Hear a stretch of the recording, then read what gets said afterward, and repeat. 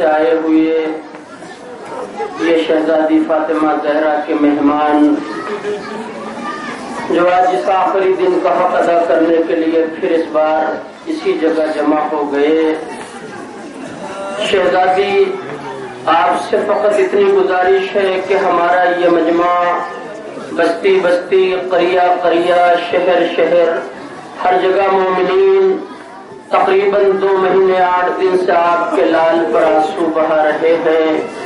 Be be اگر ان دنوں میں ہم سے کوئی کوتاہی ہو گئی ہو، کوئی غلطی ہو گئی ہو تو شہزادی آپ کو آپ کے علی اکبر کا واسطہ، آپ کو آپ کے عباس کا واسطہ، آپ کو آپ کے لال حسین کا واسطہ بی بی ہماری گناہوں کو داغ عفو میں جگہ دیجیے گا۔ شہزادی یہ آپ کے لال پر رونے والا مجمع پھر جمع ہو گیا، موسم بہت خراب ہے بی بی، ہماری مائیں اور بہنیں اپنی آغوش میں ننھے ننھے بچوں کو لے کے گھر سے نکلی ہیں۔ شہزادی تجھے رباب کی اجڑی ہوئی گود، ہماری بہنوں اور ہماری ماں کی گود میں پلنے والے بچے سلامت رہے۔ رونے والوں کئی سال سے مستقل یہ تقریر میں اپنے سننے والوں کے حوالے کر رہا ہوں، میں نے کبھی آج کے دن فضائل کا کوئی فقرہ نہیں پڑھا، ہمیشہ میں نے تقریر کو مصائب سے شروع کر کے مصائب پر تمام کر دیا۔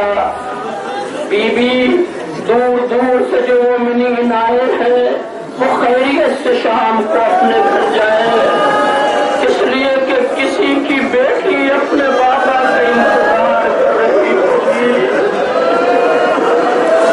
کوئی بہن اپنے بھائی کا انتظار کر رہی ہوگی، مگر مجھے واقعی اس وقت ایک فقرہ کہنا ہے، ہائے خدا نے کیسے صبر دیا ہوگا شوہرا کو کہ جس شوہرا کو معلوم ہو چکا کہ میرا بابا مارا گیا،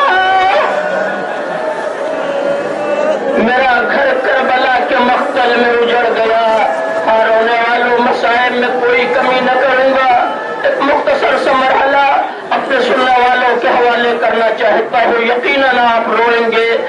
کربلا کا غم ہمارے دلوں کی دھڑکن ہے، اور شاید یہی وجہ ہے کہ ایک شخص نے، یہ ایک دانشور نے اپنے خیالات کا اظہار ان لفظوں میں کر دیا کہ کربلا سے پہلے بھی قربانیاں جوانوں نے دی، قوم و ملت کے لوگوں نے دی، مگر کوئی معرکہ کربلا کا معرکہ نہ بن پایا، کوئی محاذ کربلا کا محاذ نہ بن پایا۔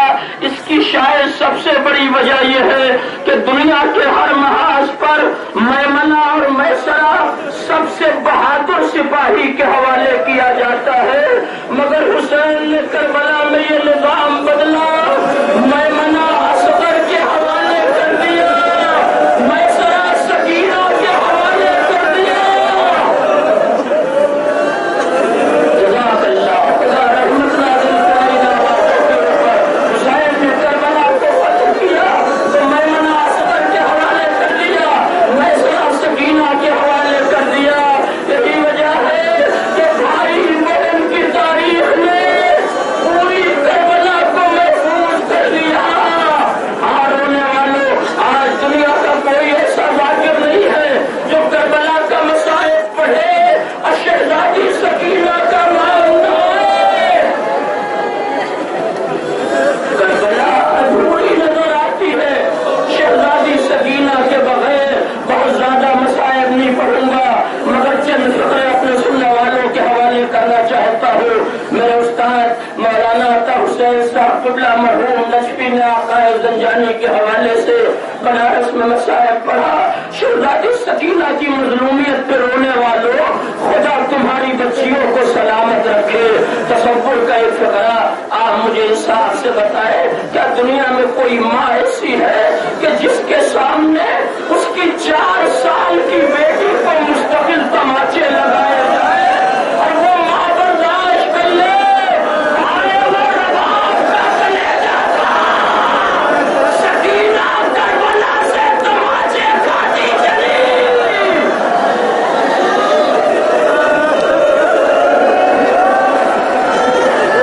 جواب اللہ،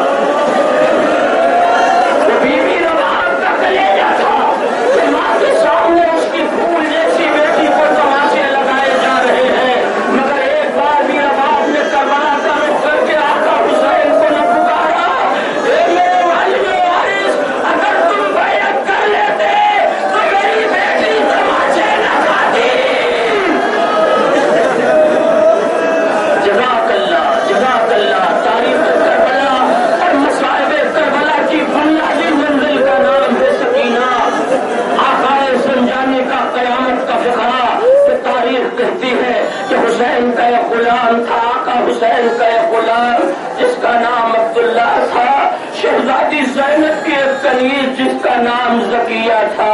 میں اپنے لہجے کو بہت تیز نہیں کر سکتا کہ آپ کی آواز گریہ خود بلند ہے، خدا ان آوازوں پہ رحمت نازل کرے۔ آقا حسین کا ایک غلام جس کا نام عبداللہ، شہزادی زینب کی ایک کنیز جس کا نام زکیہ، بہن بھائی نے دونوں کو آزاد کر کے زوجیت کی زنجیر پہنا دی۔ یہ دونوں جب مدینہ چھوڑنے لگے تو ایک بار زکیہ نے اپنے سر کو بطول کی بیٹی کے قدموں پہ رکھ دیا۔ اے شہزادی، اس کنیز کا سلام لے لے۔ بیوی تمہارا بہت احسان ہے ہم پہ، اگر خدا ہمیں کوئی بیٹی دے گا تو ہم آپ کی کنیزی میں دے دیں گے۔ یہی فکر باہر عبداللہ حسین کے قدموں پہ سر رکھ کے کہہ رہے تھے، آپ کا ہزارہ احسان، اگر خدا ہمیں کوئی بیٹا دے گا تو ہم آپ کی غلامی میں دے دیں گے۔ لو رونے والوں، یہ مدینہ چھوڑ کر شام آ گئے۔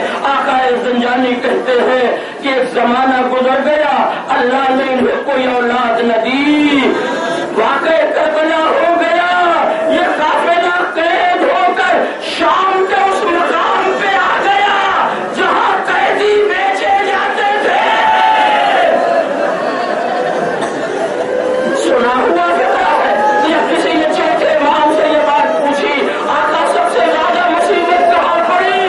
تو مولا نے کئی بار یہ فکرہ دہرایا، الشام الشام الشام۔ تو پوچھنے والے نے طرف سے پوچھا، مولا شام میں کیا گزر گئی؟ کہاں ہمیں وہاں روکا گیا جہاں قیدی بیچے جاتے تھے۔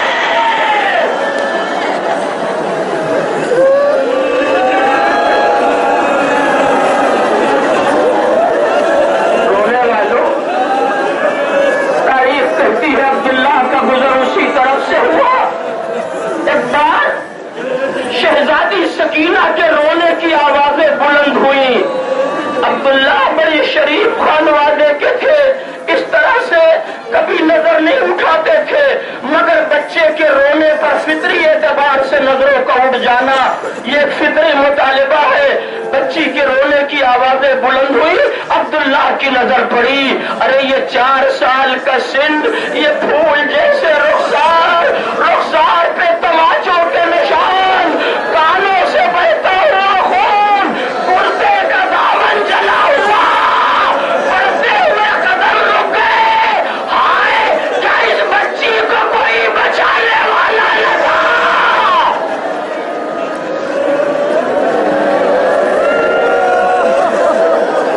ایک بار ایک نظر شہزادی سکینہ پر پڑی، جس کام کے لیے نکلے تھے اسے ملتوی کیا، روتے ہوئے گھر میں واپس آئے۔ زکیہ نے پوچھا، اے میرے والیو وارث، کیا کسی نے کچھ کہہ دیا ہے؟ کیا کسی نے اذیت پہنچایا ہے؟ کہا نہیں۔ کہا پھر کیوں رو رہے ہو؟ کہا میں شام کے اس بازار کی طرف سے گزرا جہاں قیدی بیچے جاتے تھے۔ اے زکیہ، تو نے شہزادی زینب سے وعدہ کیا تھا کہ اللہ ہمیں وعدہ کیا تھا کہ اللہ اگر ہمیں کوئی بیٹی دے گا تو ہم آپ کی کنیزی میں دے دیں گے۔ کہا عبداللہ، مگر اللہ نے اولاد نہ دی۔ زکیہ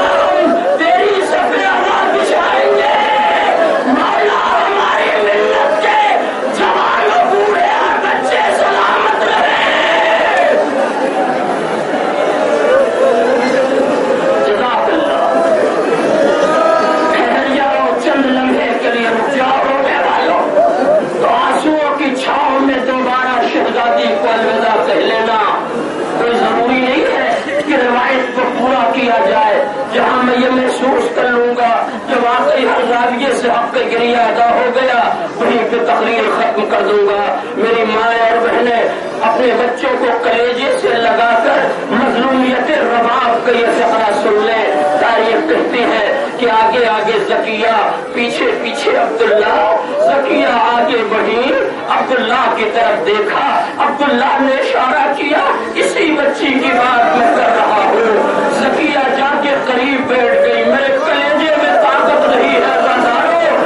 چند لمحے کے بعد زکیہ نے رضا سے ہاتھ برآمد کیا، بچی کی طرف ہاتھ بڑھایا، سکینہ سہیل کے پیچھے ہٹ گئی۔ زکیہ نے پوچھا بی بی کیا ہوا؟ کہا میرے بابا کی شہادت کے بعد جو ہاتھ بھی بڑھا، یا تماچے لگانے کے لیے یا گوشوارے چھیلنے کے لیے۔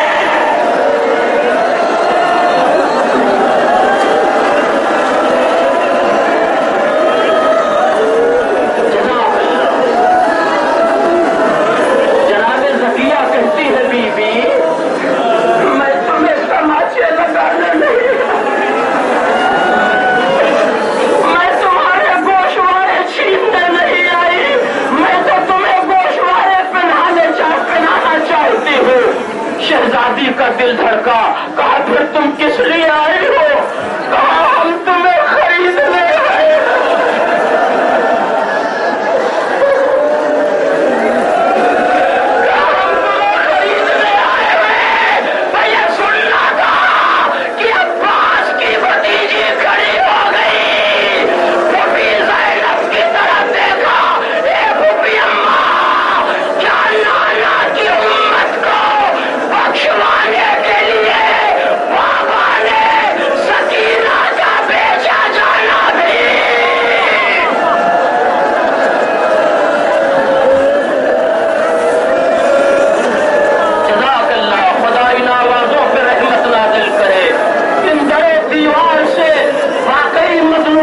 شہزادی سکینہ پر رونے کی آوازیں بلند ہو رہی ہیں، مجمع رو رہا ہے، یزادار آنسو بہا رہے ہیں۔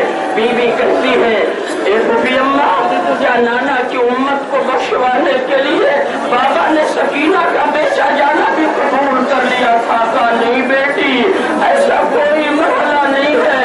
کہا پھوپھی اماں یہ مجھے خریدنے آئے کیا گزر گئی حسین پر شام کے بازار میں۔ اب زینب آگے آ گئی، سکینہ کو آغوش میں لے لیا، کہا اس بچی کو خرید کر کیا کرو گی؟ اس بچی کو خرید کر کیا کرے گی جس کے رخسار پہ تماچوں کا نشان؟ کرتے کا دامن جلا ہوا، کہا میں اسے اپنی شہزادی کی کنیزی میں دے دوں گی۔ زینب نے تڑپ کے پوچھا تیری شہزادی کا نام کیا ہے؟ زکیہ نے کبھی بھائی نہیں تھا، کبھی بھائی تھا کا اس بلوائے عام میں یہ کنیز اپنی شہزادی کا نام نہ لے گی۔ اور زینب نے بالوں کو ہٹایا،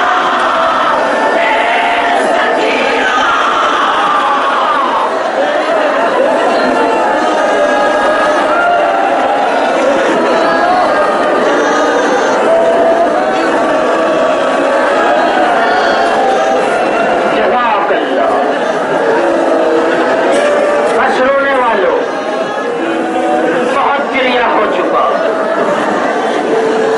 آپ نے واقعی حق گریہ ادا کر دیا۔ شہزادی تمہیں دعائیں دے رہی ہو، بی بی رباب اپنے ہاتھوں کو پھیلا کر ان عزاداروں کو دعائیں دے رہی ہوں گی، ان کے بچے سلامت رہے، ان کا گھر سلامت رہے، یہ ہماری مظلومیت پہ رو رہے ہیں۔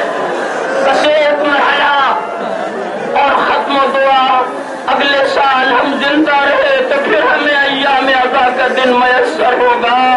رونے والوں، شہزادی زینب نے بالوں کو ہٹایا، زکیہ تو نے کہاں پہچانا؟ تیری شہزادی کنیز، تیری شہزادی اسیر ہو کے آ گئی، اب زینب کنیز لے کے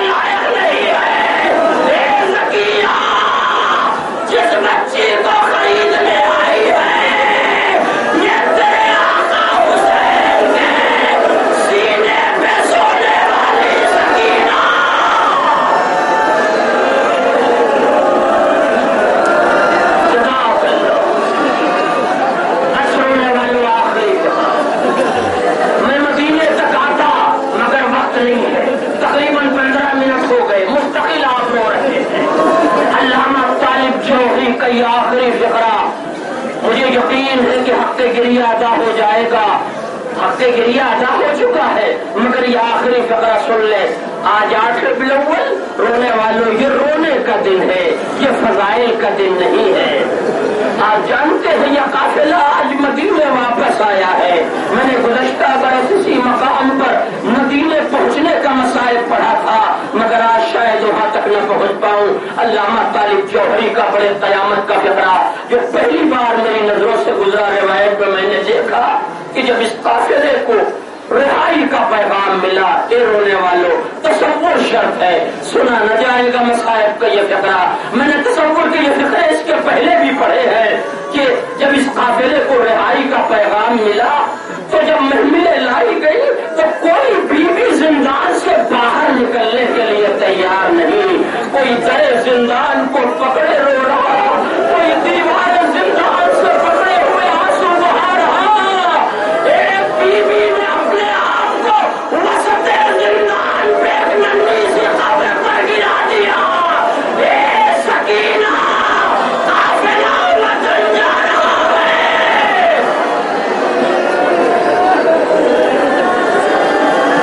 ایسا لگ رہا ہے اس قافلے کی ساری خدائی اسی قید خانے میں رہ گئی ہو۔ رونے والوں تقریر تمام ہو گئی، اور بھی تقریریں آگے ہیں، میں مسائل میں کسی زاویے سے خیانت نہیں کرنا چاہتا۔ علامہ طالب جوہری کا آخری فقرہ، تقریر مکمل ہو گئی۔ وہ کہتے ہیں پہلی بار ان کی کتاب میں میں نے روایت کا یہ فقرہ دیکھا کہ جب اس قافلے کو رہائی کا پیغام ملا، سید سجاد کو دربار یزید میں دوبارہ بلایا گیا، حداد طلب کیا گیا تاکہ ہاتھوں کی ہتھکڑیوں کو کاٹا جا سکے، پاؤں کی بیڑیوں کو کاٹا جا سکے۔ تقریر واقعی تمام ہو گئی۔ رونے والوں گلے کے خاردار توق کو کاٹا جا سکے۔ حداد ہتھکڑیوں کو کاٹ رہا تھا کہ اس کی نظر امام کے چہرے پہ پڑی۔ کیا دیکھا؟ میرا بیمار امام زاروں کے تار رو رہا ہے۔ بس بار حداد نے اس چیز کو رکھا، سر کو قدموں پہ رکھا، کہا بڑی اذیت پہنچ رہی ہے۔